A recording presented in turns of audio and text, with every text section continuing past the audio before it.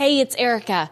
I just wanted to let you know that you can now listen to Global News What Happened To ad-free on Amazon Music, included with Prime. You may have some in your pocket right now, or maybe in your car's cup holder for the next time you grab some drive-thru. Nickels, dimes, quarters, that peso from your last vacation, you name it. But there's one Canadian coin that almost 20 years ago captured the world's attention. For many, that one coin was the ultimate symbol of Lady Fortune, even though the coin itself didn't have much monetary value. I'm talking about the Loonie, and how one became the token of good luck for Team Canada. I'm journalist Erica Vella, and today we go back to 2002 and the Salt Lake City Olympics to find out how the lore of the Loonie started. Where is it now? Did this tradition or superstition continue? This is Global News What Happened To the Lucky Loonie. It's gold in color, made of aureate bronze. On the face is Queen Elizabeth II, and on the flip side, there's a common loon swimming in water, and that's why the coin has been nicknamed the Loonie. It was brought into circulation back in 1987, replacing the dollar bill. Today marked the official debut of Canada's new dollar coin. The copper, nickel, and tin 11-sided coin was distributed for the first time by banks, and it took some consumers by surprise. Comments range from a welcome change from old money to concerns about how heavy it was. In Canada, the $1 coin won't get you much these days, and it will get you even less in the US. It's worth about 83 US cents. But in 2002, one Loonie became priceless in Canada's journey to winning gold at the Winter Olympics. Frozen at center ice in Salt Lake City's E-Center, it was secretly planted there by a Canadian. Trent Evans has always had a love for hockey. He's from Edmonton and a huge Oilers fan. As a hockey player growing up, I was always curious about the ice. Curious about how thick it was and wondering about the brightly painted lines that marked the spot where the teams face off like gladiators on ice. The curiosity eventually pushed him into an unusual career. In the early 80s, as a rink rat, I was responsible for moving the nets out of the way of the Zamboni and helping the Zamboni driver with some of the off-ice and on-ice activities as during the Oilers games. So gained some experience through the 80s as a rink rat helping the Zamboni driver. But in 1990, I became the Zamboni driver. So I was involved in making of the ice and maintaining the ice. He began making ice in Edmonton for Oilers games. We would make the ice from scratch, so basically from the concrete surface, the painting of the surface, and then flooding the ice and maintaining the ice. A lot of that is done with the Zamboni, so driving the Zamboni is a big part of the ice making process and keeping it maintained at 3/4 or an inch of ice, depending on the area. So clean, crisp, bright ice so that the logos could be seen. And with some guidance from friend Dan Craig, Trent turned ice making into a science. The water temperature was very important. The soft water that we use, also very important. Maintenance was critical, and making sure that the ice plant was working most efficiently and maintaining 3/4 of an inch or an inch of ice and not 2 inches of ice, where that playing surface now is not the ideal temperature for skates to cut into the ice and not be too chippy, or not that the air temperature above the ice was too warm, that it was, the puck would bounce around. So we and Dan Craig put into science all of those variables that just helped to maintain a great surface so that we could have an optimal game played on that surface, that the puck wasn't bouncing around, and that the players and the speed of the game was at its optimum level. Trent said it was Dan Craig who would eventually lead him to the pinnacle of athleticism, the Olympic Games. Dan was working as an ice master for the NHL and Olympics and would have to choose 16 ice makers and experts from the NHL to go to Salt Lake City for the 2002 Winter Games. Trent was one of them. It was pretty cool, and my kids younger at that time, and to share it with the family and know that I'd be away from home for a number of weeks, and didn't know at the time of receiving the letter what level of commitment it would be, but just to be recognized on an international level, and with 30 or thereabouts teams in 2001 NHL teams, and you've got multiple Zamboni drivers. So to be selected as one of 16 when there's arguably, you could say, 120 Zamboni drivers from around the league, it was pretty cool. So it was kind of that recognition of what I had done in the past with ice making, and to really care about the quality of ice and to be part of the Edmonton team. So it was pretty cool to be recognized as one of 16. Hockey has always been known as Canada's sport, but before 2002, the men's Canadian hockey team hadn't won a gold medal since 1952. The women's hockey team had won silver in 1998, which was the first year a women's hockey tournament was held at the Olympics. I was curious about this almost 50-year drought of the men's team, so I turned to sports historian and author Eric Zweig. For the rest of the 50s and into the 60s, the Soviet Union, took over men's hockey, really. And Europeans, generally speaking, because the difference being that, professionals weren't allowed in Olympic hockey in those days. In Europe, in the Soviet Union specifically, the players who played were playing hockey year-round, were grown men who were, for all intents and purposes, except that they weren't being paid to play hockey, professional hockey players. They were mostly soldiers in the Red Army, but their job was to be hockey players. Whereas Canada is relying on the same sort of amateur teams they'd been relying on since international hockey really got started in the 20s. In the 1960s, they are specifically, a Canadian national team program, but it's all basically college-aged players who aren't prioritizing a professional career above an education, and hockey was a good way to get it. So they weren't the best hockey players our country could produce, whereas the Russians and the Swedes and the Czechs were the best hockey players their country could produce. Eric said in 1988, some NHL players started trickling in and playing for Team Canada in the Olympics. But it wasn't until 10 years later, in 1998, that full participation from NHL players happened. The NHL shut down its season for a few weeks so that everybody in the NHL could represent their countries in the Olympics, which of course, played to the advantage of Canada and the United States. So I think going into 98, people really saw Canada and the U.S. as the favorites for gold or gold and silver. And they didn't. The Canadians got knocked off. They ended up playing in the bronze medal game and losing. The Americans didn't even get that far. The Czechs won for the first time ever, beating Russia in the gold medal game. So 2002, I think people are hopeful that the Canadian team can win. The 2002 men's and women's Canadian hockey teams were packed with star power. The women's team had players like Caroline Ouellette, Danielle Goyette, Kim St. Pierre, and of course, Hayley Wickenheiser. The men's team had soon-to-be legends like Joe Sakic, Eric Lindros, Jerome Iginla, and Mario Lemieux. The men's head coaching staff included Pat Quinn, and the great one, Wayne Gretzky, was the executive director of the team. Going in 2002, what was the thinking? I think the thinking was certainly they can win. They are as good as anybody there. This is a team that should be able to win this. But there would be some tough competition along the way. A gold wasn't guaranteed.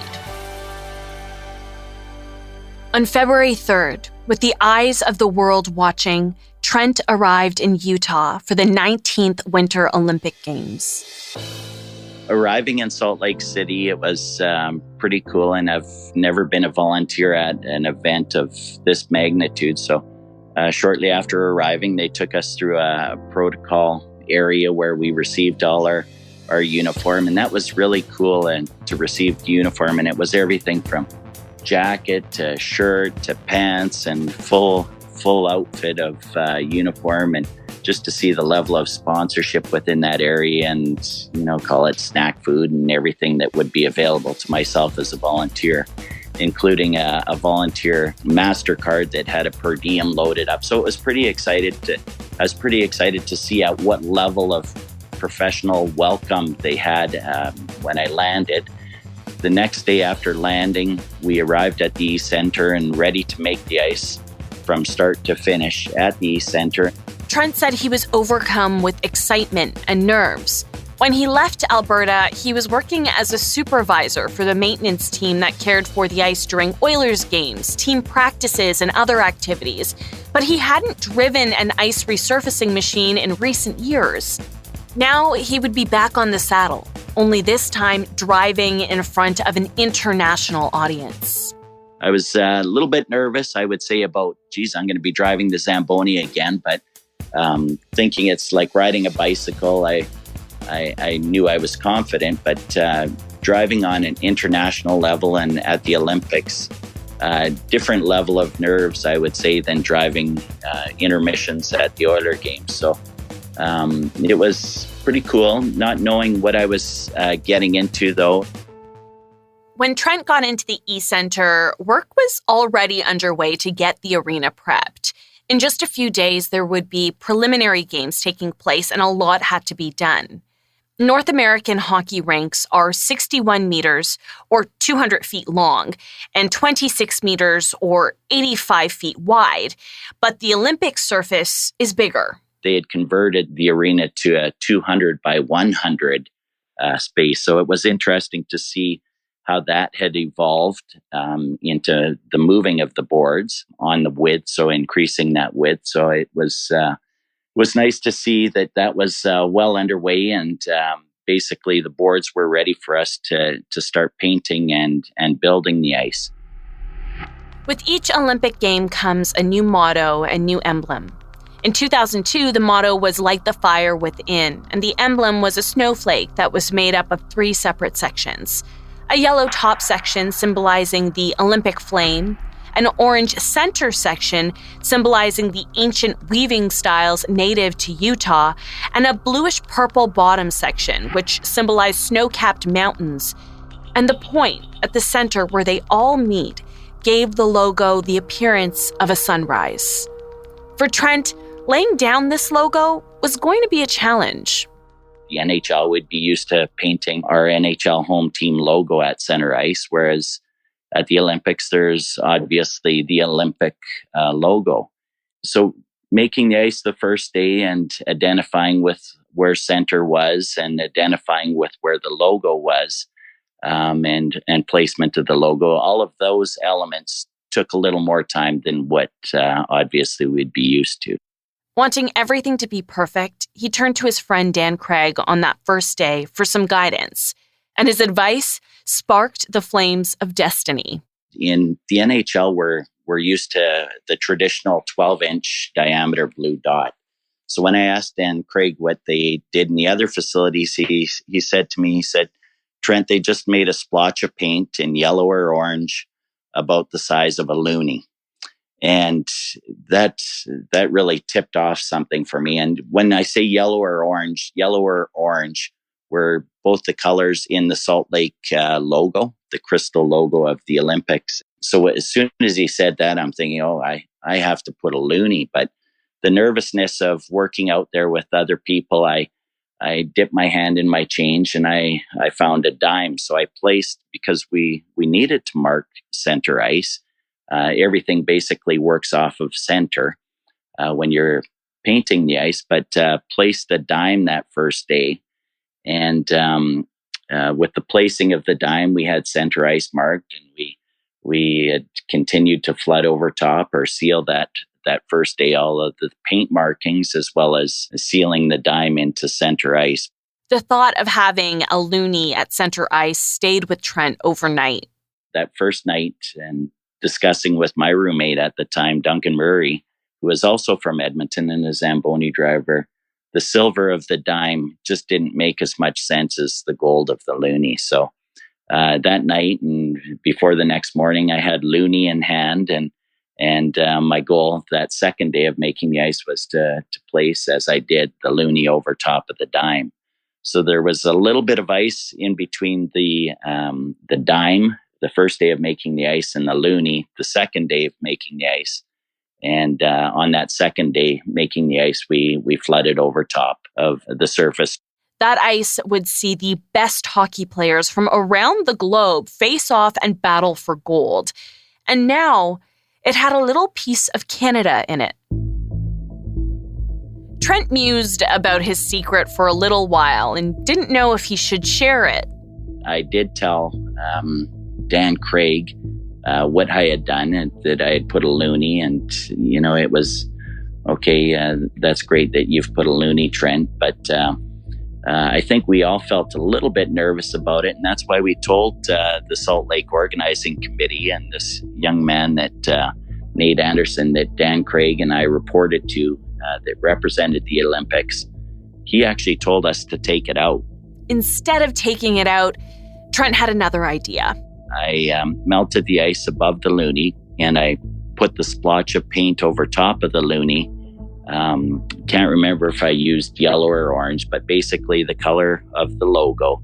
And so you couldn't see that it was actually a Loonie. Painting that splotch of paint over the Loonie, it was now hidden underneath that paint. So the only way somebody could ever tell that it was an actual Loonie would be to either melt the ice and the paint over top, or to do a comparison of the thickness of the ice over top of the Loonie compared to the thickness of the ice around the Loonie. So that first week I ended covering up the Loonie. So I would say yes, a little bit nervous about the fact that it was in there, but I ended up covering it. While Trent nervously awaited the start of the Olympic hockey tournament, players and fans attended the opening ceremonies. And on the first day of competition, on February 9th, 2002, Slovakia and Germany hit the ice for the preliminary round of play. Canada, the U.S., as well as other top hockey countries were given direct entry into the first round. Canada wouldn't see action until February 15th. And sports historian Eric Zweig said the men's team had a bit of a rocky start. The first round, they played 3 games in the first round. Everybody, it was sort of round robin that didn't eliminate anybody. It was just for seeding. So Canada played Sweden and lost 5-2. It was a stunning loss. And then they really didn't look good.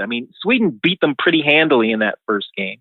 That's why Pat Quinn was coaching the team then, and he was the coach of the Maple Leafs, and he played Curtis Joseph, who was the Leafs goalie in the first game. And then Quinn made the switch to Martin Brodeur, who statistically is the greatest goalie in the history of hockey, way more wins than anybody else. He hadn't yet reached that point. They played Germany and won 3-2, and then they played the Czech Republic and tied them 3-3. In the quarterfinals, they played Finland. But even in the playoffs, Canada barely gets by Finland in the quarterfinals. Canada made it to the semifinals, and they would battle Belarus, who had defeated Sweden in a shocking loss. The win against Belarus was a defining moment in the tournament for Canada. The Canadians beat Belarus 7-1. That was the first game they really looked dominant. But Belarus is a team that, in effect, they should beat 7-1. Canada now had a chance at gold. But first, they had to play against the U.S. As this was all going on, Trent began to let more and more people in on his secret. Both the women and men's hockey teams knew about the Loonie. So did Pat Quinn, the coach of the men's team. The little secret started getting around to other Canadians, and it eventually made its way to the Great One.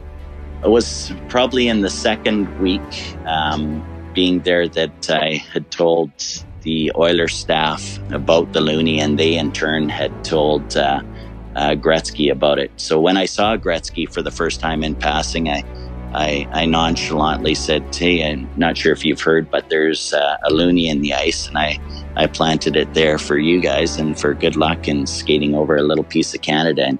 And he was pretty cool about the conversation. There was other people around, but not within earshot. And he basically gave me the signal like, yes, Trent, I know about it, but, keep it quiet. And it was a hard secret to keep quiet because I wanted, obviously, people from Canada to know about the Loonie. While the men may have struggled, Canada's women's team steadily approached the gold medal game. Just like many suspected, they would be up against the Americans. Here's sports historian Eric Zweig to explain. These were really well matched. This was like, these were like, Fraser and Ali. These were clearly the two best in their sport at the height of their powers, playing for an Olympic gold medal. And I would say by 2002, the Americans in the Olympics were probably slight favorites, and maybe as much because they were at home as anything else.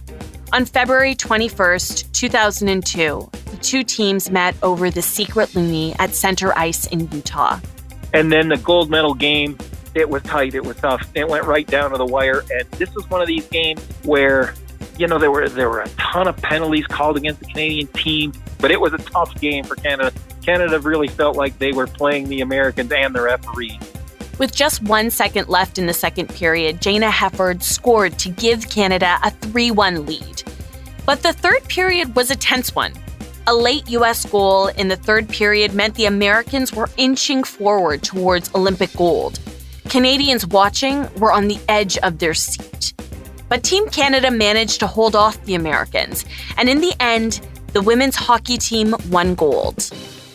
An exhilarating moment, the players rushed to center ice. Icemaker Trent Evans watched in the arena, and his nerves began to swirl. They were over top of center ice, and they were kneeling and looking at the Loonie, pointing at the Loonie, and drawing attention to the Loonie at center. There was moments of definite nervousness that now somebody was going to say, okay, what are the girls doing at center, and would this bring more attention to the Loonie?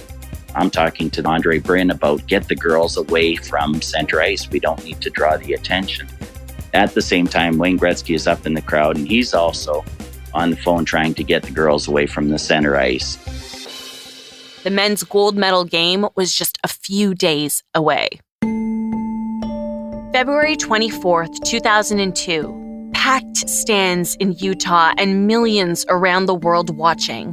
The gold medal game, Canada against the U.S. And hidden, just a few centimeters under center ice, a Loonie frozen in time. Trent was inside the arena, on the saddle. For the men's game, I was actually driving the Zamboni, so driving over top of the Loonie for that game. I had a lot of different nerves, the fact that I was driving in the men's gold medal game, but also the nerves of, geez, we're finally here. The men are playing in the gold medal game, and the Loonie has survived through to this point. So during the men's game, I'm obviously, and as well as Team Canada is playing, it turned from nerves of, is Team Canada men going to win? Trent was right to be nervous. Canada was the underdog. Eric Zweig said Team USA was favored to win.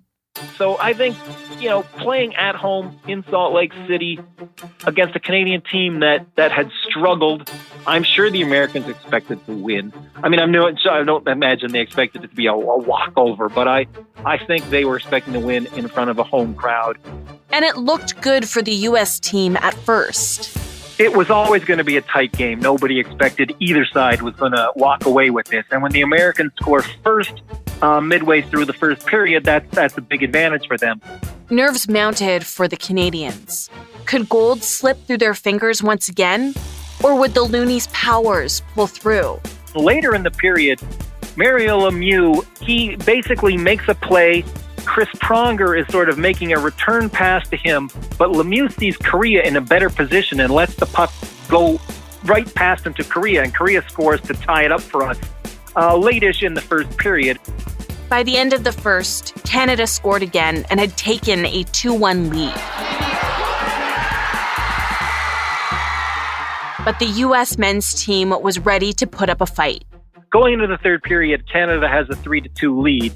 And it's tense and it's tight and it's only a 1-goal lead until very late in the game when Iginla scores to open the 2-goal lead at 4-2. And suddenly, you can take a bit of a breath. There's still 4 minutes to go, but it feels like we're going to win now. And then Sakic scores basically a minute and a half later, and it's 5-2, and we're going to win at that point. Team Canada would end up victorious, beating the U.S. team 5-2. I remember, you could hear horns honking with the cars celebrating out on the street. Canada's 50-year drought was over. Finally, the team earned the top spot at the podium.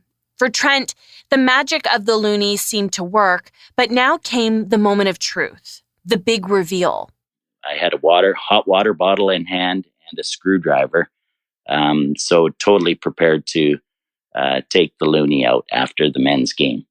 We get to center ice, and quickly, like I say, with the hot water, I melt the ice above the Loonie, and you could see the paint disperse that was over top of the Loonie. And then with the screwdriver, I picked the Loonie out, and it was a pretty cool moment to think that, okay, we're here. I've got the Loonie out.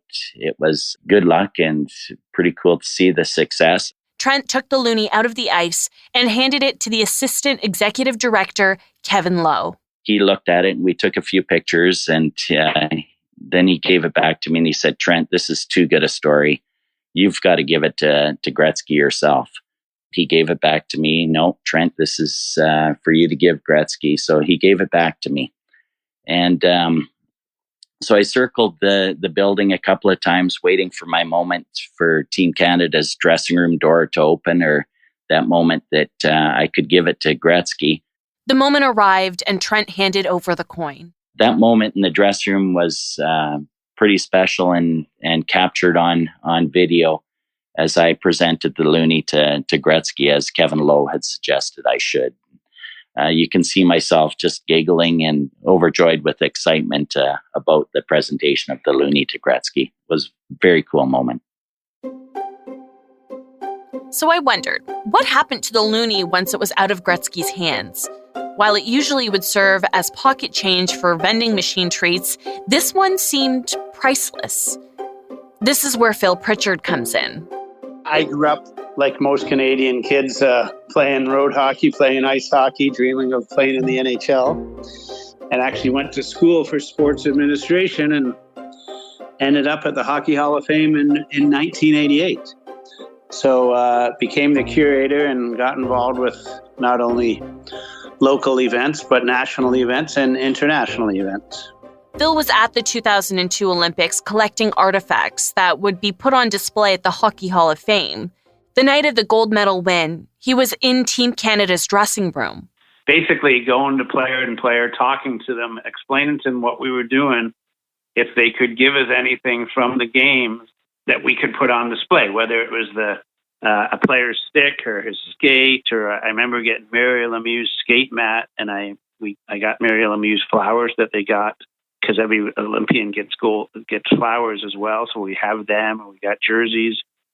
And a photographer tapped me on the shoulder and said, "Hey, you're needed for a photo op over here." And I said, "Why?" He goes, "You got to come over with Wayne Gretzky." So I went over and stood with Wayne, and we shook one another's hand.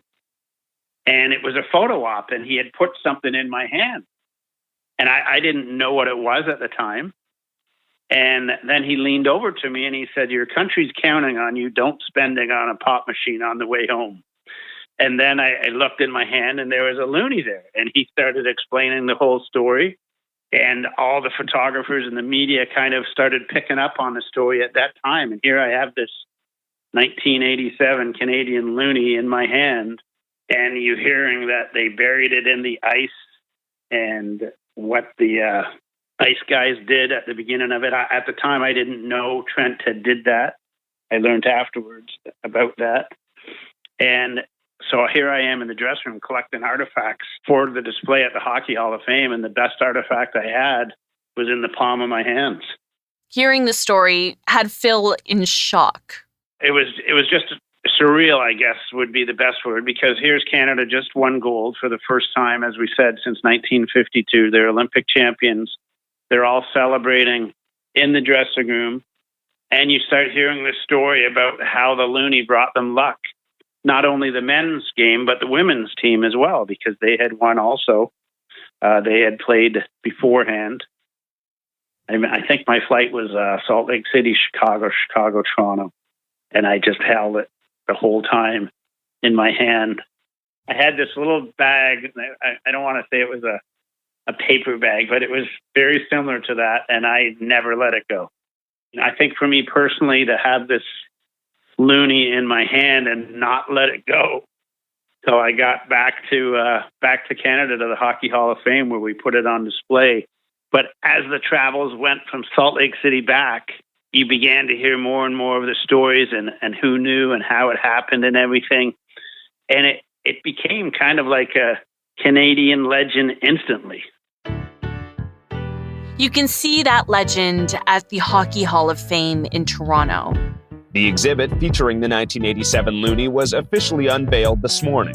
This is the coin that was planted just below center ice at the E Center in Utah, where Canada's men's and women's hockey teams won Olympic gold. The 1987 coin has 3 dents on the side with the loon. Dents that happened when Trent drilled into the ice to check if it was still there. But I had wondered, what happened after the Loonie was safe and on display? I reached out to the Royal Canadian Mint, which produces Canada's coins. I spoke with Alex Reeves, the Senior Manager of Public Affairs. Canada was basically bowled over by this fact and this legendary talisman that was created overnight, and that became a focus of Canadian pride that we could leverage for future games. And the Mint decided that wouldn't it be great to create a special Loonie for the next games and so on. And the legend of the Lucky Loonie really took flight when we started issuing special Lucky Loonie circulation coins in 2004. The first official Lucky Loonie released by the Mint was simple. The Robert Ralph Carmichael design of the common loon on a lake with an island in the background. And in the space at the top of the coin, there was the Canadian Olympic logo. Alex told me as the years went on, different designs were created of the Lucky Loonie. We switched to dynamic illustrations of the loon. And, the point of that was to really kind of reflect the enthusiasm of Canadians, the athleticism of the team members that were going to each games, Olympic and Paralympic. So we have different iterations of the loon taking flight on the rest of those coins. And they always included the Canadian Olympic logo. But for 2016, we added side by side the Canadian Paralympic logo as well. So it was a nice kind of juncture to celebrate and represent all of the athletes that Canada was sending to those games. In 2016, the Mint stopped producing the Olympic Lucky Loonie. We last produced a Lucky Loonie for the Rio Games in 2016, and by then, over 53 million of these coins had been put into circulation. So we decided, well, there's certainly more than enough to go around for every man, woman, and child in Canada, and have since turned our attention to other commemorations on a $1 coin. Even the Toronto Maple Leafs back in 2017, and the women's right to vote in 2016. We've kind of gone in a new direction in terms of what we can commemorate on a $1 coin.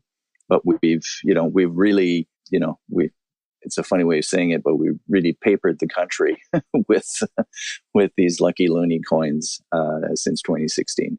There are approximately 53 million Lucky Loonies in circulation. So I wondered, how easy is it to find one in your change? I think it's harder to find it in your change because I think most people have kept their Lucky Loonies and hung on to them. I don't see a whole lot in circulation. You can come across them from time to time. But what's really flattering is that Canadians seem to have held on to this notion and this tradition that they value, and I'm sure those lucky loonies are held tight in the hands of Canadians when they're watching the next Olympic or Paralympic games. So they're out there, but I think they're being hung on to very well. So I wondered, will the Mint ever bring the Lucky Loonie back into circulation? We don't have current plans for a new Lucky Loonie, but you can never say never when it comes to commemorative circulation coins. The possibility is there, although right now it's not in our current plans. It's been nearly 20 years since the lore of the loonie captivated Canadians. And loonies were buried in the foundations of facilities built for the 2010 Winter Olympics in Vancouver. But loonies don't just hold power at the Olympics. The lore has spread to other sports as well. In the 2019 Raptors championship run, it was revealed that a loonie was hidden under center court before Game 6 against the Bucks. And it brought them luck that night when Kawhi Leonard led Toronto to the first NBA Finals in the franchise's history. There it is. Hello, Lucky Loonie. And we've seen the loonie pop up in other sports as well. Sports historian Eric Zweig remembers one example in particular. There's a story of the Pan Am Games in Toronto in 2015, and the baseball tournament was played in Ajax, which is just outside Toronto. And there's a guy named Stubby Clapp, who had been a major leaguer briefly, a long-time minor leaguer, had played for Canada's team for years, was now a coach with the team.